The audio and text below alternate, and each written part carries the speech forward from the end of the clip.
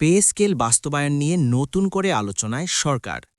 জাতীয় বেতন commission ২০২৫, Bangladesh judicial service pay commission ২০২৫ এবং সশস্ত্র বাহিনী বেতন কমিটি ২০২৫-এর জমা দেওয়া প্রতিবেদন পর্যালোচনা করে সুপারিশ প্রণয়নের লক্ষ্যে একটি উচ্চ পর্যায়ের কমিটি গঠন করেছে সরকার।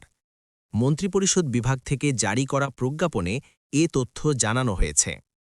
এদিকে নতুন পে স্কেল বাস্তবায়ন নিয়ে সতর্কবার্তা দিয়েছেন বাংলাদেশ ব্যাংকের গভর্নর ড আহসান এইচ মনসুর। তিনি বলেছেন, কর আদায়ের পরিমাণ না বাড়িয়ে যদি নতুন বেতন কাঠামো কার্যকর করা হয় তাহলে সরকারের ব্যাংক ঋণের চাপ আরও বাড়তে পারে। একই সঙ্গে এতে মুদ্রাস্ফীতি বাড়ার ঝুঁকিও রয়েছে বলে মন্তব্য করেন তিনি। সোমবার বাংলাদেশ ব্যাংকের প্রধান কার্যালয়ে নতুন মুদ্রানীতি ঘোষণা উপলক্ষে আয়োজিত এক সংবাদ সম্মেলনে গভর্নর এসব কথা বলেন।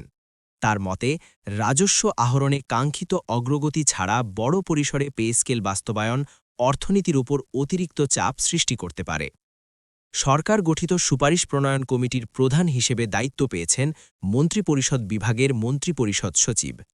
কমিটির সদস্য হিসেবে রয়েছেন জনপ্রশাসন মন্ত্রণালয়ের সিনিয়র সচিব, প্রতিরক্ষা মন্ত্রণালয়ের সচিব, অর্থ বিভাগের সচিব, মাধ্যমিক ও উচ্চশিক্ষা বিভাগের সচিব, প্রধান উপদেষ্টার কার্যালয়ের সচিব, স্বাস্থ্যসেবা বিভাগের সচিব, আইন ও বিচার বিভাগের সচিব এবং হিসাব মহানিয়ন্ত্রক সিজিএ।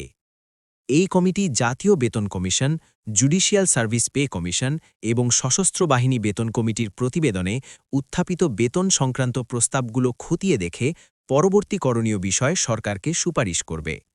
অর্থ বিভাগের সচিব কমিটির সাচবিক সহায়তা প্রদান করবেন বলে প্রজ্ঞাপনে উল্লেখ করা হয়েছে। এর আগে গত ২১ জানুয়ারি রাষ্ট্রীয় অতিথি ভবন যমুনায় প্রধান উপদেষ্টা অধ্যাপক মোহাম্মদ ইউনুসের কাছে সরকারি চাকরিজীবীদের জন্য নতুন বেতন কাঠামোর প্রতিবেদন জমা দেয় জাতীয় বেতন কমিশন। কমিশনের প্রতিবেদনে চলতি বছরের ১ জানুয়ারি থেকে আংশিকভাবে নতুন বেতন কাঠামো বাস্তবায়নের এবং ২০২৬-২৭ অর্থবছরের শুরু থেকে পুরোপুরি কার্যকর করার সুপারিশ করা হয়েছে। প্রস্তাবিত কাঠামো অনুযায়ী সর্বনিম্ন বেতন ৮,২৫০ টাকা থেকে বাড়িয়ে ২০,০০০ টাকা এবং সর্বোচ্চ বেতন ৭৮,০০০ টাকা থেকে বাড়িয়ে ১,৬০,০০০ টাকা নির্ধারণের কথা বলা হয়েছে। নতুন বেতন কাঠামোতে মোট ২০টি গ্রেডে বেতন পুনর্গঠনের প্রস্তাব রয়েছে। গ্রেড ১ থেকে গ্রেড ২০ পর্যন্ত প্রতিটি স্তরে বর্তমান বেতনের তুলনায় উল্লেখযোগ্য পরিমাণ বৃদ্ধি প্রস্তাব করা হয়েছে, যা বাস্তবায়িত হলে সরকারি চাকরিজীবীদের আয় কাঠামোয় বড় ধরনের পরিবর্তন আসবে বলে মনে করছেন সংশ্লিষ্টরা। তবে অর্থনৈতিক বাস্তবতা, রাজস্ব পরিস্থিতি ও মুদ্রাস্ফীতির প্রভাব বিবেচনায় নিয়ে সরকার কী সিদ্ধান্ত নেয় সেদিকেই এখন নজর সংশ্লিষ্ট মহলের।